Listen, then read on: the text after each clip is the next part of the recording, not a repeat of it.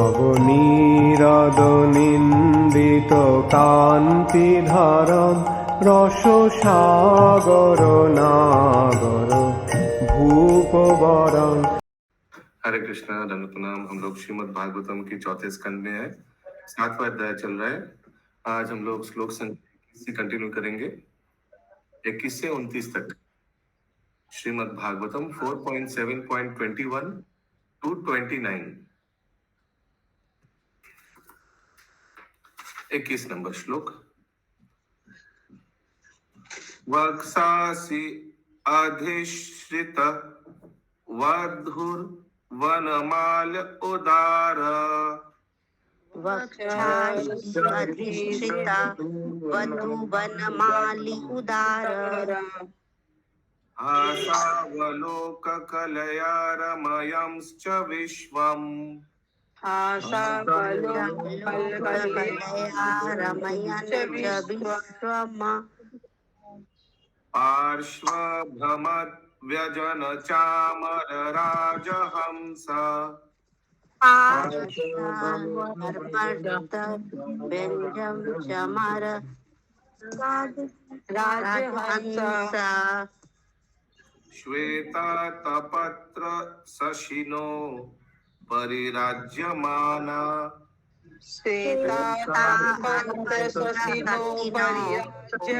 राज्यमाना।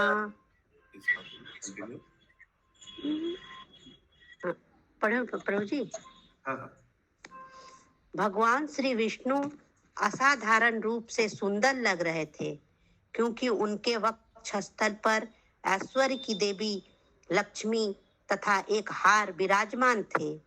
उनका मुख मंदहास के कारण अत्यंत सुशोभित था, जो सारे जगत को और विशेष रूप से भक्तों के मन को मोहने वाला था। श्री भगवान के दोनों ओर श्वेत चामर ढुल रहे थे, मानो श्वेत हंस हो, और उनके ऊपर तना हुआ श्वेत छत्र चंद्रमा के समान लग रहा था। तात्पर्य। तो हम लोग देख रहे हैं कि फिर से यज्ञ कंटिन्यू करें। यज्ञ तो बीच में रुकावट आ गया था, अभी फिर से कंटिन्यू कर रहे हैं। और जैसे दक्ष ने घी डाला ना, घी डाला, फिर तुरंत विष्णु भगवान प्रकट हो गए यज्ञ स्थली में, नारायण रूपी। और फिर उन्हीं का सुंदरता का वर्णन है। फिर से एक बार अनुवाद करिए। भगवान श्री विष्णु असाधारण रूप से सुंदर लग रहे थे, क्योंकि उनके वक्षस्थल पर ऐश्वर्य की देवी लक्ष्मी तथा एक हार विराजमान थे। उनका मुख मंदहास के कारण अत्यंत सुशोभित था, जो सारे जगत को और विशेष रूप से भक्तों के मन को मोहने वाला था। श्री भगवान के दोनों ओर श्वेत चामर ढुल रहे थे, मानो श्वेत हंस हो, और उनके ऊपर तना हुआ श्वेत छत्र चंद्रमा के समान लग रहा था। व्हाइट कैनोपी, छत्र जैसे होता है ना विग्रह के ऊपर, वैसे। तात्पर्य। भगवान श्री विष्णु का स्मित मुखमंडल सारे संसार को भाने वाला है। उनकी ऐसी हंसी से न केवल भक्त जन वरन अभक्त भी आकर्षित होते हैं।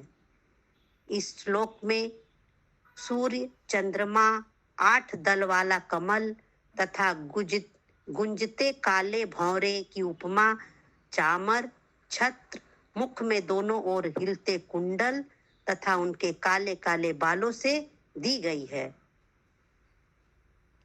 इन सब के साथ ही 8 भुजाओं में शंख, चक्र, गदा, पद्म, धनुष, बाण, ढाल तथा तलवार धारण करने के कारण ऐसा भव्य तथा सुंदर रूप प्रस्तुत था, जो राजा दक्ष तथा ब्रह्मा समेत सभी दर्शकों को मोहित करने वाला था।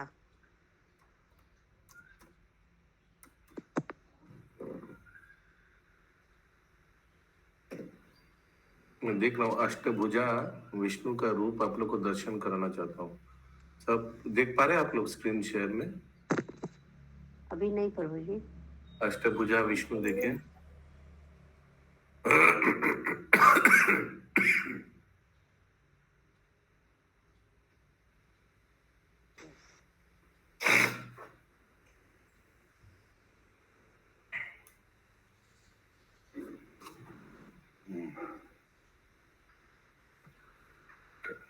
अगला श्लोक 22 नंबर।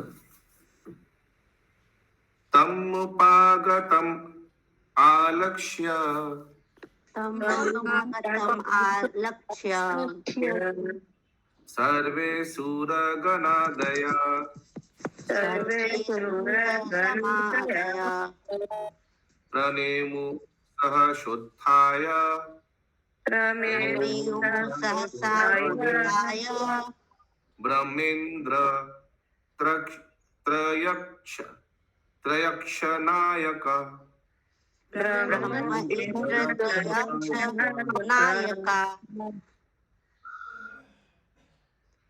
जैसे ही भगवान श्री विष्णु दृष्टिगोचर हुए, वहां पर उपस्थित ब्रह्मा, शिव, गंधर्व तथा अन्य सभी जनों ने उनके समक्ष सीधे गिरकर दंडवत सादर नमस्कार किया। तात्पर्य ऐसा प्रतीत होता है कि भगवान श्री विष्णु शिव तथा ब्रह्मा के भी परमेश्वर हैं। देवताओं, गंधर्वों तथा सामान्य जीवात्माओं का तो कुछ कहना ही नहीं। एक स्तुति में कहा गया है। बोलिए माता जी। प्रभु जी, हम लोग जैसे दंडवत प्रणाम सादर प्रणाम से कंफ्यूज होते हैं ना, तो दंडवत प्रणाम को ही सादर प्रणाम बोला जाता है ना? दंडवत प्रणाम को ही सादर प्रणाम बोला जाता है ना? नीचे लिखा हुआ है अनुवाद में। अनुवाद में लिखा है दंडवत प्रणाम को सादर प्रणाम बोला जाता है। ये कहाँ लिखा है?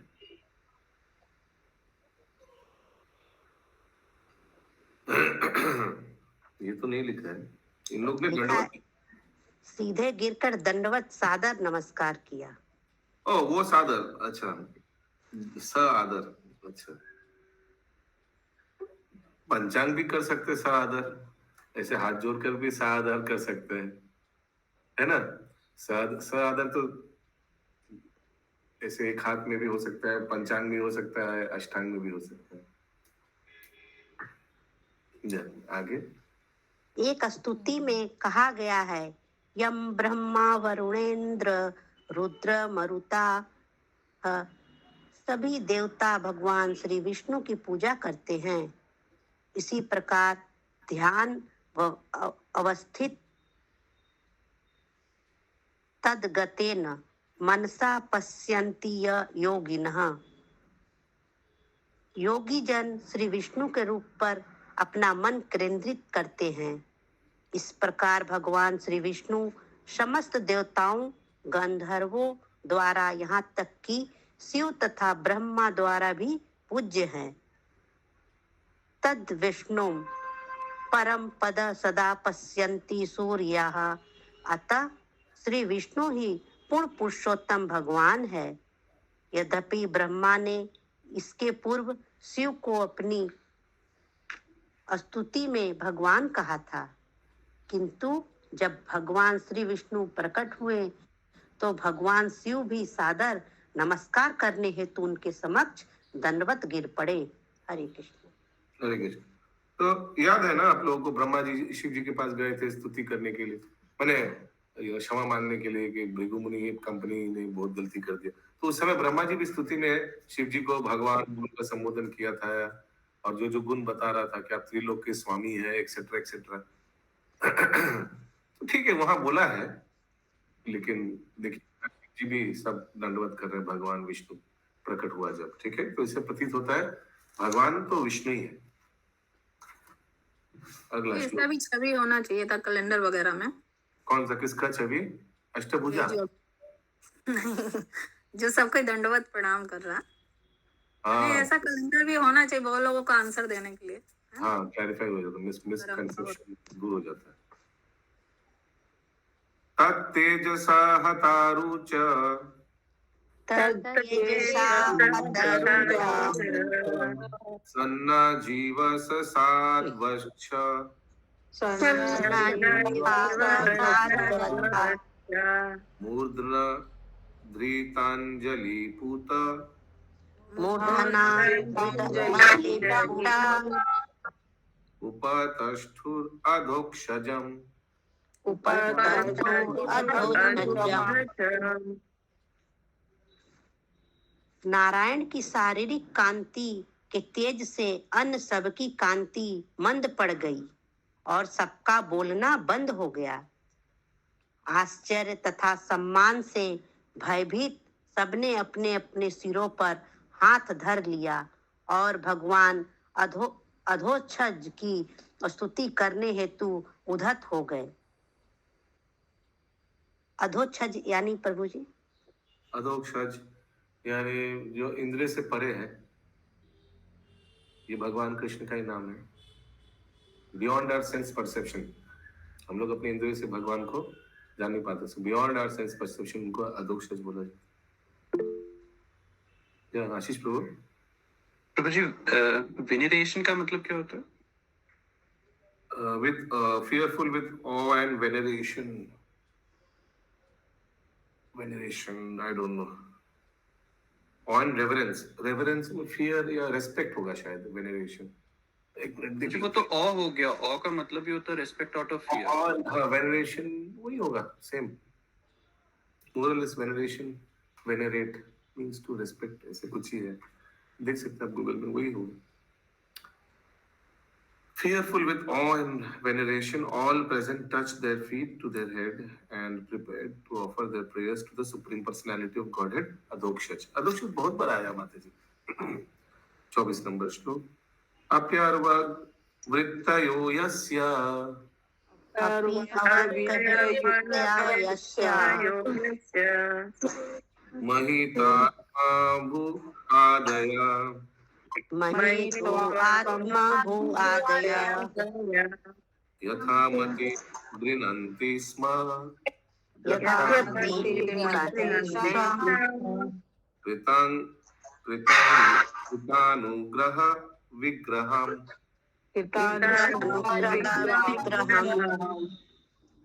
अनुवाद।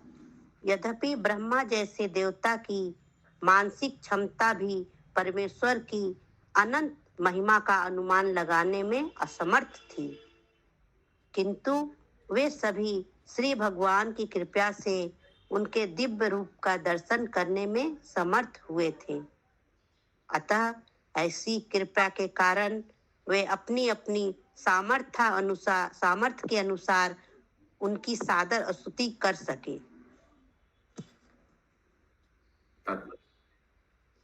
तात्पर्य। परम भगवान सदैव अनंत हैं और उनकी महिमाओं का वर्णन कर पाना ब्रह्मा जैसे पुरुष के लिए भी दुष्कर है।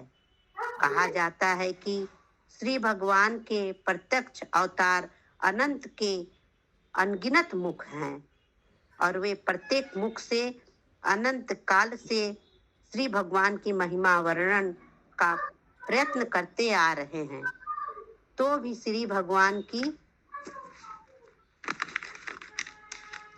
महिमाओं का वर्णन पूरा नहीं कर पाया है।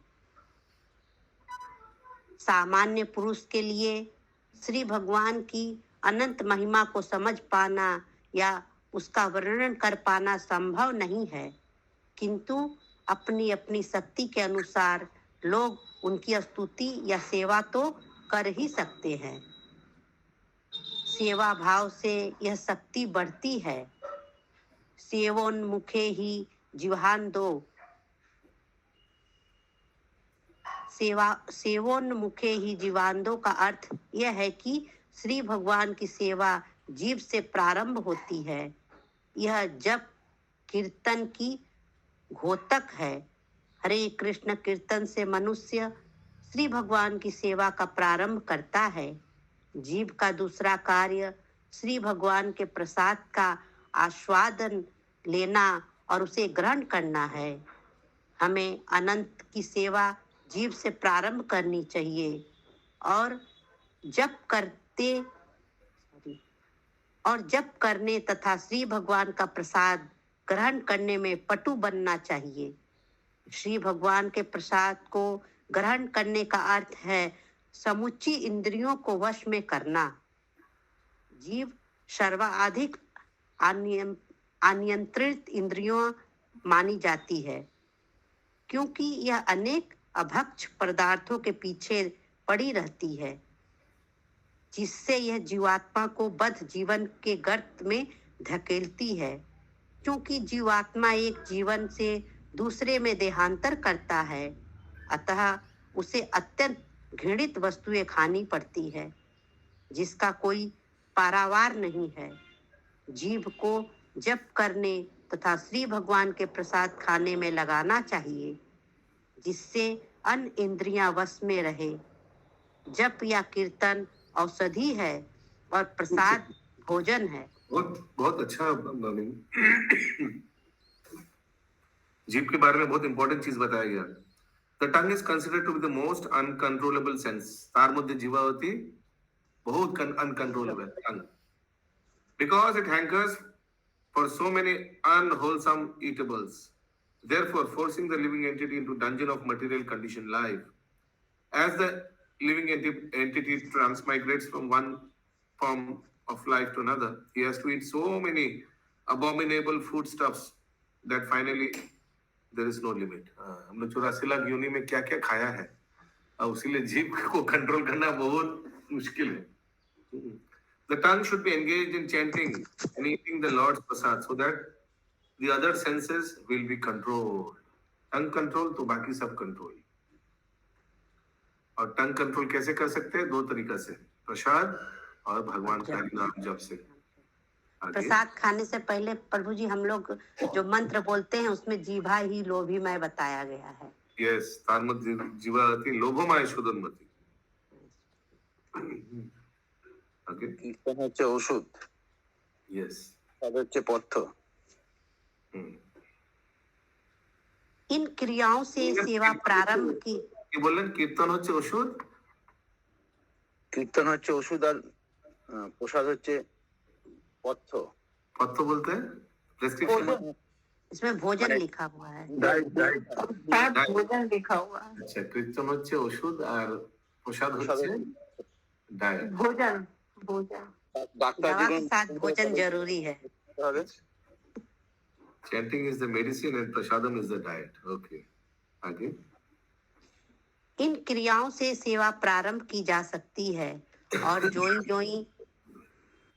जोई सेवा बढ़ती जाती है, श्री भगवान भक्त के समक्ष अधिकाधिक रूप में प्रकट होते हैं, किंतु उनकी महिमा का अंत नहीं है और स्वयं को उनकी सेवा में लगाने का भी अंत नहीं है।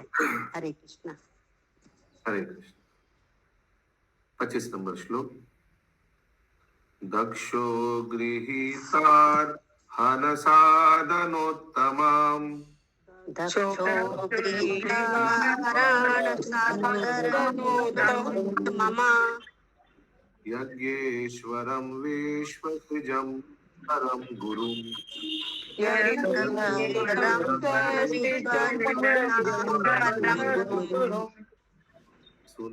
सुनंदनंदादि अनुगैर्वृतं मुदा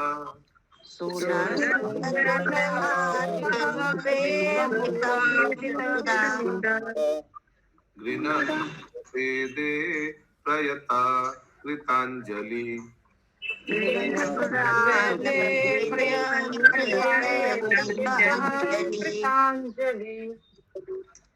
अनुवाद। जब भगवान श्री विष्णु ने यज्ञ में डाली गई आहुतियों को स्वीकार कर लिया तो राजा दक्ष प्रजापति ने अत्यंत प्रसन्नता पूर्वक उनकी स्तुति करनी प्रारंभ की। वस्तुतः श्री भगवान समस्त यज्ञों के स्वामी और सभी प्रजापतियों के गुरु हैं, और नंद सुनंदन जैसे पुरुष तक उनकी सेवा करते हैं। हरे कृष्णा। ये नंद महाराज और उनका ब्रदर सुनंदा, इन लोग भी सेवा करते हैं, लेकिन कृष्ण लीला में इन लोग इनका फादर और अंकल हुआ है। ये भी शायद उस सेवा ही हो गई प्रभु। हाँ। अगला श्लोक 26 नंबर, सब बोलिए। दक्ष उवाच, ठीक है, दक्ष ने थोड़ा घी डाला और विष्णु आ गया, तो दक्ष ने क्या बोला? तेरा बुक ले आना बाबू, भगवान को दर्शन करके क्या वही बोला? रखा है, टेबल पे रखा है भागवतम का। तो शुद्धम स्वधाम, माता जी म्यूट म्यूट। शुद्धम स्वधाम्नि उपरत अखिला बुद्धि अवस्थम, शुद्धं वदामि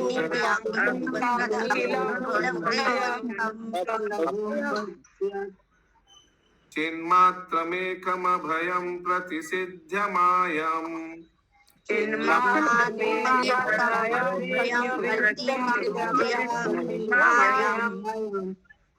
तिष्ठां स्तयैव पुरुषा त्वम् उपेत्य तस्याम्,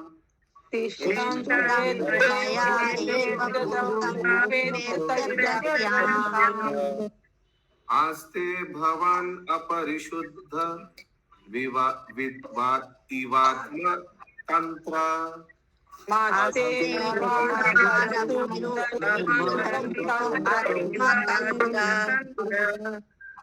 अनुवाद।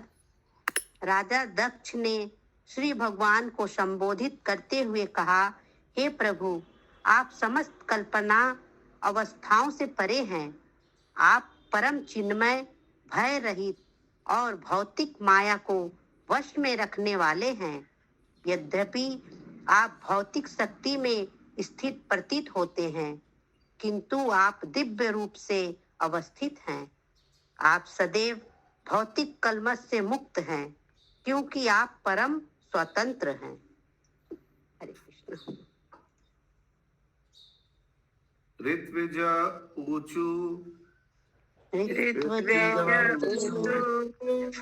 अच्छा, तो ये ऋत्विज कौन है? पुरोहित, जो यज्ञ में पुरोहित बैठा था, ऋत्विज पुरोहित, वो बोलने लगा, ठीक है। तत्वं न ते वयमनाञ्जन रुद्र सापात्,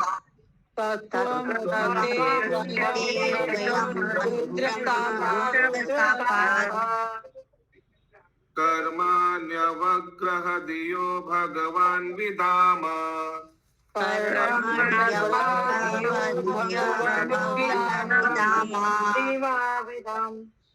धर्मोपलक्षणमिदं त्रिविध आद्वराख्यम्,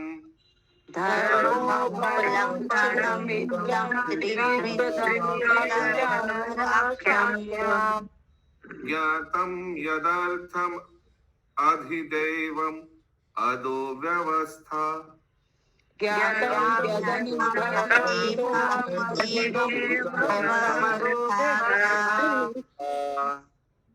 अनुवाद।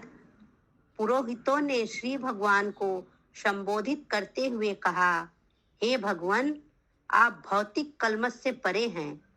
शिव के अनुचरों द्वारा दिए गए शाप के कारण आप सकाम कर्म में लिप्त हो गए हैं। अतः हम पतित हो चुके हैं और आपके विषय में कुछ भी नहीं जानते।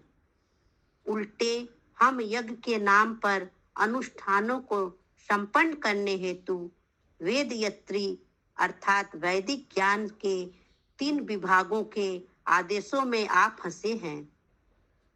हमें ज्ञात है कि आपने देवताओं को उनके अलग अलग भाग दिए जाने की व्यवस्था कर रखी है।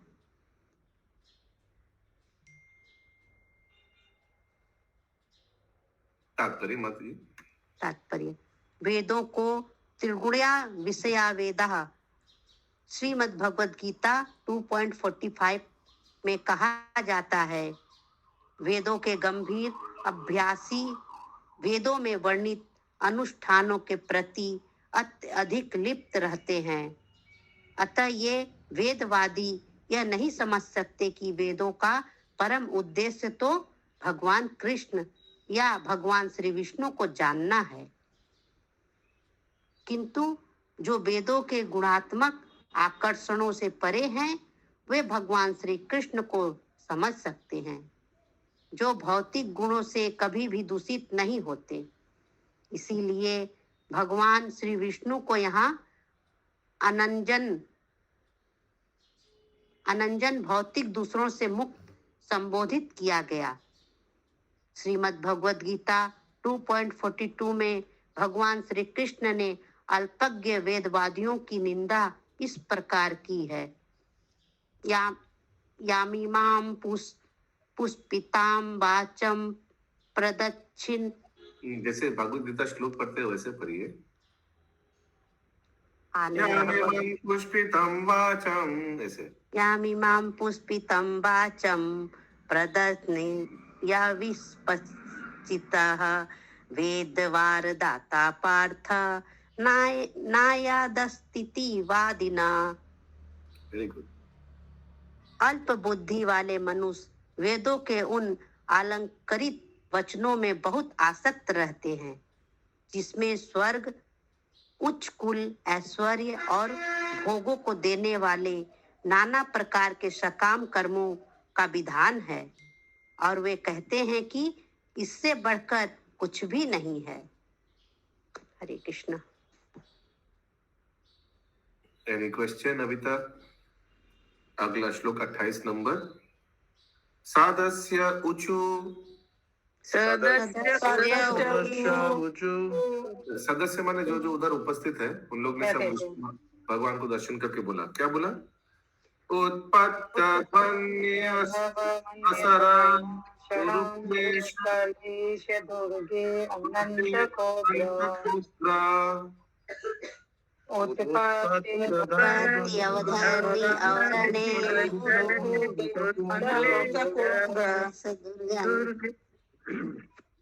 व्यालन विस्ते विषय मृगतृष्यात्म घेहोरु भरा।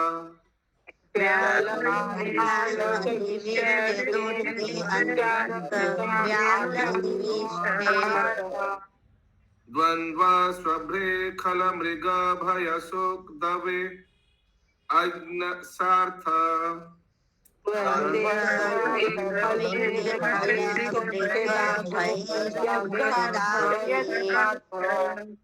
पादौ कस्ते शरणदल कद यात्कमो पश्रिता।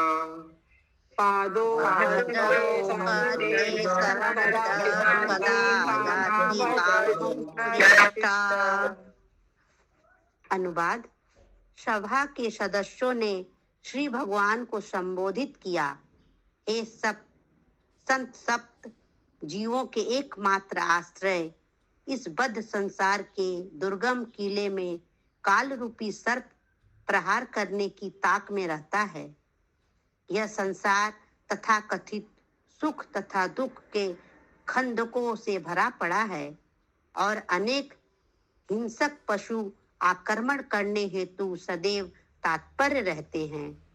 शोक रूपी अग्नि सदैव प्रज्वलित रहती है, और झूठे सुख की मृग तृष्णा सदैव मोहित करती रहती है, किंतु मनुष्य को इनसे छुटकारा नहीं मिलता। इस प्रकार अज्ञानी पुरुष जन्म मरण के चक्र में पड़े रहते हैं, और अपने तथा कथित कर्तव्यों के भार से सदा दबे रहते हैं। हमें ज्ञात नहीं कि वे आपके चरण कमलों की शरण में कब जाएंगे। तात्पर्य। जो मनुष्य कृष्ण भक्ति नहीं करते, उनका जीवन अत्यंत शोचनीय है, जैसा कि इस श्लोक में बताया गया है। किंतु ये परिस्थितियां भगवान श्री कृष्ण की विस्मृति के कारण आती है। कृष्ण भावना अमृत आंदोलन इन समस्त मोहग्रस्त तथा दुखी मनुष्यों को शांति देने हेतु है। अतः ये समस्त मानव समाज के लिए सबसे बड़ा राहत कार्य है, और इसके कार्यकर्ता सर्वोत्कृष्ट शुभ चिंतक है।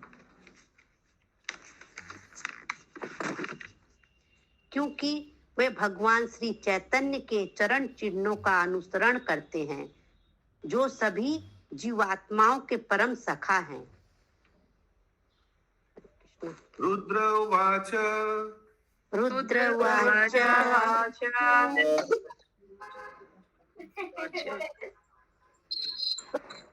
तव वरदवरं गृह आशिषे शतखिलतार्थे तव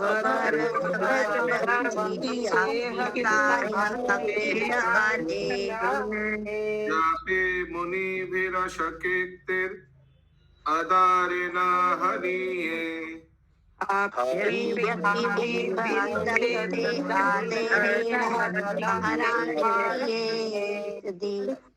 यदि रचिता धियम् अविद्यलोको अपाविद्धम्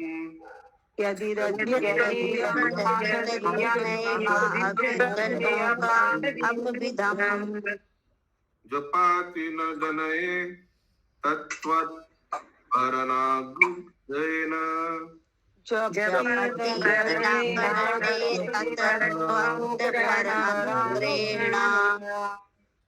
अनुवाद।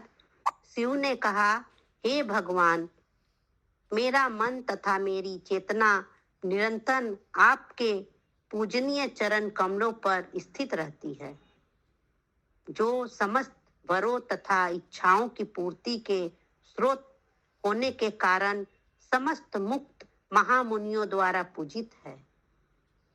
क्योंकि आपके चरण कमल ही पूजा के योग्य है। आपके चरण कमलों में मन को स्थिर रखकर मैं उन व्यक्तियों से विचलित नहीं होता जो यह कहकर मेरी निंदा करते हैं कि मेरे कर्म पवित्र नहीं हैं। मैं उनके आरोपों की चिंता नहीं करता और मैं उसी प्रकार दयावश उन्हें क्षमा कर देता हूँ, जिस प्रकार आप समस्त जीवों के प्रति दया प्रदर्शित करते हैं। सब बोलिए देवादिदेव महादेव की जय। जय जय जय। तात्पर्य। यहाँ पर शिव अपने क्रुद्ध होने तथा राजा दक्ष के यज्ञ कार्य को तहस नहस करने हेतु खेद व्यक्त करते हैं। राजा दक्ष ने कई प्रकार से उनका अपमान किया था, जिससे क्रुद्ध होकर उन्होंने उसका संपूर्ण यज्ञोत्सव तहस नहस कर दिया था। बाद में उनके प्रसन्न होने पर सारा यज्ञ कार्य पुनः संपन्न हुआ। अतः उन्होंने अपने कार्य के लिए खेद व्यक्त किया। अब वे कहते हैं कि चूंकि उनका मन भगवान श्री विष्णु के चरण कमलों में स्थिर रहता है, अतः वे उन सामान्य आलोचकों से तनिक भी विचलित नहीं होते, जो उनके आचरण की आलोचना करते हैं। हरे कृष्ण। तो ऐसे भी अगर सोचिए, दक्ष पहले अगर यज्ञ समाप्त भी कर लेता अच्छा से, फिर भी क्या उसको फल मिलता जो अभी मिलेगा? नहीं। आगे वो घमंडी था और वैष्णव नाम यथा शंभू जी के लिए स्थान भी नहीं रखा था, यज्ञ का भाग भी नहीं रखा, तो कुछ फल भी नहीं लाभ होता। ठीक है, अभी पनिशमेंट मिल गया उसको, बकरे का सर आ गया, तो क्या हुआ? अभी जो यज्ञ कर रहा है इसका जो फल होगा बहुत अच्छा होगा। या आगे शिव के इस कथन से यह समझना चाहिए कि जब तक मनुष्य भौतिक स्तर पर रहता है, तब तक वह भौतिक प्रकृति के 3 गुणों से प्रभावित होता रहता है। किंतु जैसे ही वह कृष्ण भक्ति करने लगता है, उसे यह भौतिक कार्यकलाप प्रभावित नहीं करते। अतः मनुष्य को सदा कृष्ण भावना अमृत में स्थिर रहना चाहिए और श्री भगवान के दिव्य प्रेममयी सेवा में व्यस्त रहना चाहिए। यह निश्चित है कि ऐसे भक्त को भौतिक प्रकृति के 3 गुणों के कर्म बंधन नहीं सताते। इस तथ्य की पुष्टि श्रीमद् भगवद गीता से भी होती है। जो भगवान की दिव्य सेवा में अनुरक्त हैं, वह समस्त भौतिक गुणों को पार करके ब्रह्म साक्षात्कार की स्थिति को प्राप्त होता है, जिसमें उसे भौतिक वस्तुओं के पीछे दौड़कर दुखी नहीं होना पड़ता। श्रीमद् भागवतम की कौन सा श्लोक में बताया गया भगवत गीता का? देखते हैं कौन बता पाएगा। प्रकृति क्रिया गुणमानी ना प्रभु। नहीं नहीं नहीं माता जी, ये सरोज कृष्ण माता जी बोलिए। माया दुरुत्तया नहीं एकदम ब्रह्मभूत के बारे में बोले जा रहे। ब्रह्मभूत प्रसन्नात्मा ना सोचती ना कांक्षती समा सर्वेश अच्छा मद्भक्त लभते परम। फिर से पढ़िए माता जी, अभी जो आपने पढ़ा सेंटेंस। इस तत्व देवी हो। अच्छा प्रभु जी, कितना नंबर श्लोक है प्रभु जी आप जो बोले? श्लोक का नंबर याद नहीं है। बोलिए रेखा माता जी। इस तत्व की पुष्टि श्रीमद् भगवत गीता से भी होती है। जो भगवान की दिव्य सेवा में अनुरुक्त हैं, वह समस्त भौतिक गुणों को पार करके ब्रह्म साक्षात्कार की स्थिति को प्राप्त होता है, जिसमें उसे भौतिक वस्तुओं के पीछे दौड़कर दुखी नहीं होना पड़ता। एक सेकंड। श्रीमद् 1854 18.54। हरे कृष्ण प्रभु, धन्यवाद, प्रणाम। हरि बोल, हरि बोल, हरि बोल। 1854 ओके। भगवद गीता 18.54 ब्रह्मभूत प्रसन्नात्मा। मुझे तो लगा यही मिलता जुलता है, आप लोग देख सकते हैं अगर दूसरा कुछ याद है तो। हमको लगा तो ये मिलता जुलता है। ना शोचती ना कांक्षती, कोई हैंकरिंग नहीं होता है। इंग्लिश में लिखा है he is situated in the status of Brahman realization, Brahma Bhuta Prasannatma, in which one is not afflicted by hankering for material objects. Yes, continue माता जी। श्रीमद् भागवतम की संस्कृति है कि मनुष्य को सदैव कृष्ण भावना भावित होना चाहिए और श्री भगवान से अपने दिव्य संबंध को कभी विस्मृत नहीं करना चाहिए। इस कार्यक्रम का प्रत्येक को दृढ़ता से पालन करना चाहिए। शिव के कथन से प्रतीत होता है कि वे निरंतर कृष्ण भावना में लीन रहते थे, जिससे वे भौतिक तापों से दूर रहें। अतः एकमात्र औषधि यह है कि दृढ़ता से कृष्ण भक्ति संपन्न की जाए, जिससे भौतिक गुणों के कलमश से बाहर निकला जा सके। हरे कृष्ण। ग्रंथराज श्रीमद् भागवतम की जय। जय श्रील प्रभुपाद जी की जय। जय।